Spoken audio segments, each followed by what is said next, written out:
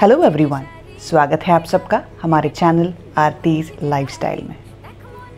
Corona की वजह से पिछले 2 सालों में दुर्गा पूजा हर साल की तरह मनाई नहीं जा पाई, पर इस साल दुर्गा पूजा लार्ज स्केल में मनाई जा रही है, चाहे वो दिल्ली हो या बाकी इंडिया। आज मैं हूँ CR पार्क की एक ऐसी जगह पे जहाँ पर लार्ज क्वांटिटीज़ में दुर्गा मूर्तियाँ बनाई जा रही हैं। आज हम इस जगह को एक्सप्लोर करने वाले हैं और जानने वाले हैं कि स्क्रैच से शुरू करके फाइनल तक माँ दुर्गा की मूर्तियाँ कैसे बनती हैं। तो चलिए शुरू करते हैं। टू स्टार्ट विथ, इस प्रकार के लकड़ी के फ्रेम्स तैयार किए जाते हैं। इन फ्रेम्स के आगे दुर्गा मूर्तियाँ लगाई जाती हैं।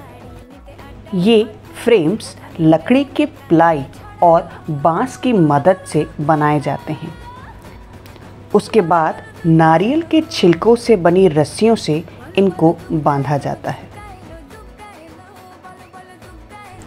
फ्रेम का बेसिक ढांचा कुछ इस प्रकार का दिखता है। मूर्तियाँ बनती तो मिट्टी की हैं, लेकिन उसका बेसिक इंफ्रास्ट्रक्चर तैयार होता है फूस से। इसको बनाना भी एक कला है। सिर्फ फूस और रस्सी की मदद से ये बेसिक स्ट्रक्चर खड़ा किया जाता है।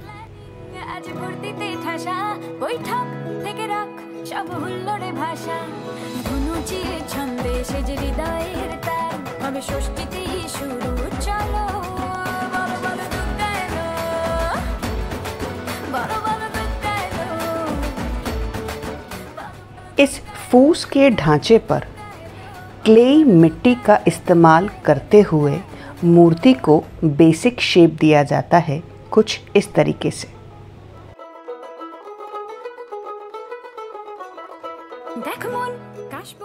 मूर्तियों का चेहरा बनाने के लिए खास गंगा मिट्टी का प्रयोग किया जाता है। थर्मोकोल के सांचे में इस प्रकार से गंगा मिट्टी की एक पतली लेयर लगाई जाती है। उसके बाद कुछ सॉडस्ट का इस्तेमाल करके बनता है इनका second layer. Finally third layer एक नॉर्मल क्ले मिट्टी का इस्तेमाल करते हुए बनाया जाता है, क्योंकि गंगा मिट्टी is the bestest quality of clay soil, especially for making sculptures. सिर्फ चेहरे के लिए गंगा मिट्टी ही इस्तेमाल की जाती है, चाहे वो इंडिया का कोई भी कोना क्यों ना हो। इस प्रकार से मूर्तियों में चेहरों का सांचा तैयार होता है। उसके बाद जो मूर्ति बनाई गई होती है उसमें इस तरह से चेहरे को बिठाया जाता है।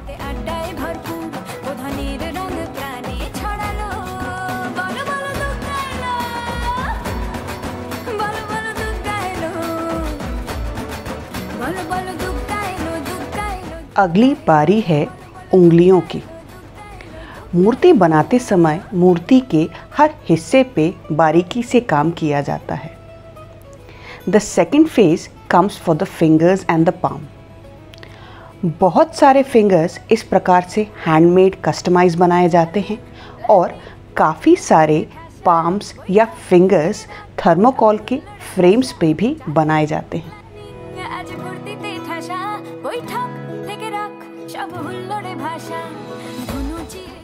फिंगर्स सारे जब बन जाते हैं, उनको मूर्तियों पर इस प्रकार से फिक्स किया जाता है।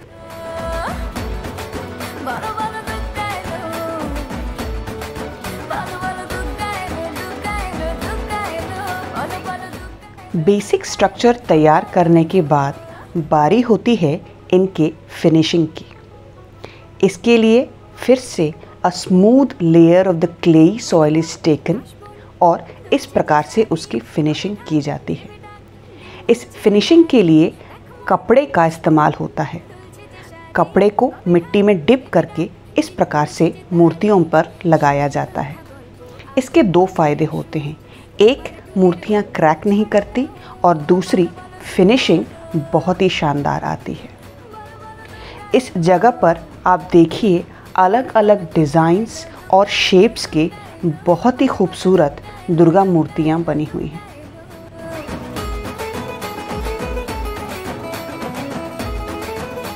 इस साल का फेस्टिव मूड देखकर दिल खुश हो गया। इस जगह पर इतनी सारी मूर्तियां बन रही हैं कि गिनना मुश्किल है कि टोटल बन कितनी रही हैं।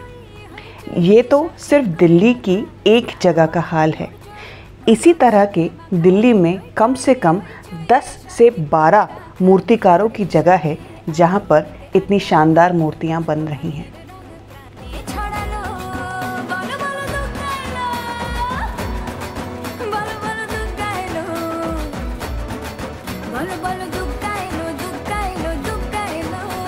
इतने परफेक्शन के साथ इतनी सारी मूर्तियां बनाना मजाक नहीं है।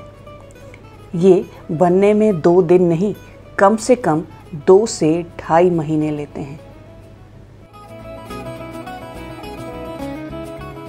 4 दिन प्लानिंग आज फुर्तीते ठासा बैठक থেকে রাখ সব হুল্লোড়ে ভাষা 4 दिन প্ল্যানিং আজ ফুর্তীতে ঠাসা বৈঠক থেকে রাখ সব হুল্লোড়ে ভাষা ধনুচিয়ে ছন্দে সেজে হৃদয়ের তার হবে ষষ্ঠীতে শুরু চলো বলো বলো দুর্গা এলো।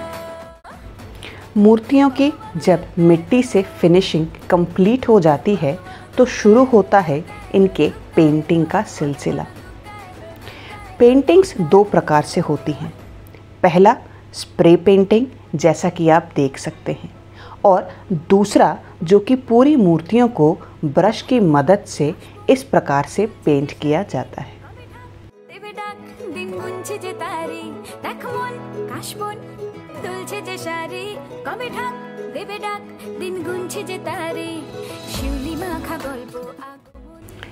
फर्स्ट कोट ऑफ पेंटिंग के बाद शुरू होता है आँखें वगैरह बनाना। ये भी बहुत परफेक्शन का काम है। मूर्तियों पर इस प्रकार से पेंटिंग करना आसान नहीं है। इनको देखकर ऐसे लगता है जैसे साक्षात माँ दुर्गा के दर्शन हो रहे हों। आप कह सकते हैं कि इस पेंटिंग के ज़रिए माँ दुर्गा बिल्कुल लाइवली हो जाती हैं। ऐसे लगता है जैसे आपके सामने खड़ी हों। ये सारा क्रेडिट जाता है इन मूर्तिकारों को और उनकी कला को।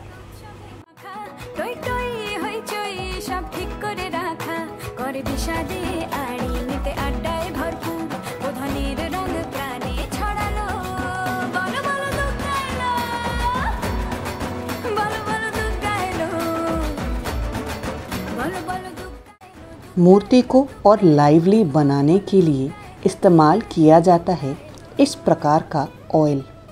ये मूर्ति को और ज़्यादा ग्लोइंग बनाता है।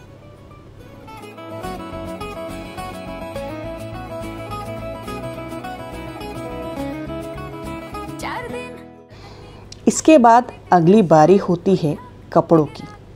छोटे छोटे कील के चौबों से कपड़ों को इस प्रकार से मूर्तियों पर ठोक कर लगाया जाता है।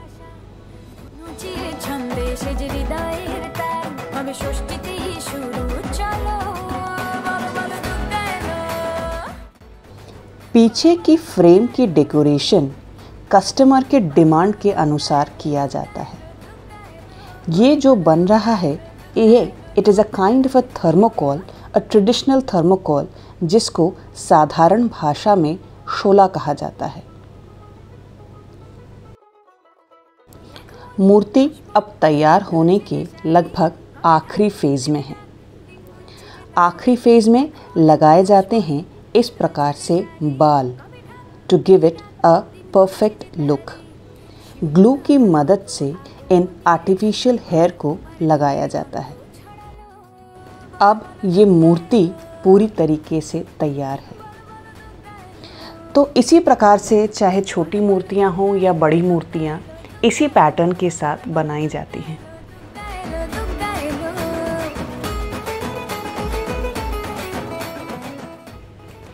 उम्मीद करती हूँ आज का ये वीडियो आपको इंटरेस्टिंग लगा होगा। अगर आपको हमारा ये छोटा सा एफर्ट पसंद आया हो तो please like, share and subscribe to our channel for more such content. अगले वीडियो में फिर मुलाकात होगी किसी नई चीज़ के साथ। तब तक के लिए take care. Thank you so much for watching.